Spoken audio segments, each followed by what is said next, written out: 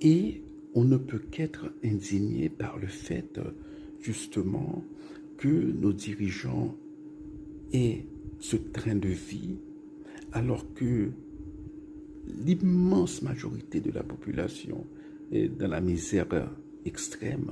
L'immense majorité de la population vit dans la terreur. Voilà. Et c'est ce qui provoque notre indignation. Mais elle est stérile parce qu'on a l'impression qu'en face, il y a un mur. À chaque fois, on nous dit, bon, il y a un budget qui arrive, un budget de guerre qui va être dévoilé. Cela fait 3 mois qu'un budget de guerre devrait être dévoilé. Vous n'avez pas moyen.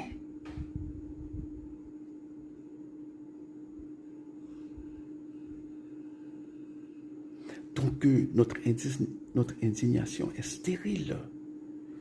Parce que, voilà, on essaye de dire, eh bien, finalement, hein, bon, voilà, après ce massacre aussi, nos gouvernants vont se dire, baka continue comme ça, kakachat, business as usual. Business as usual. On nous dit, voilà, mais bien entendu, hein, on déplore, hein, on dit que, voilà, que les coupables seront traînés en justice. Hein, voilà. On avait dit à propos de Wharf Jérémy, hein, je me rappelle, hein, l'un de nos dirigeants avait dit que le coupable sera promptement traîné devant la justice. 207 seniors égorgés et mitraillés. Côté, je même compte qui côté lié même. Il te prend 3 conteneurs. Je ne sais pas combien il paye pour le bail.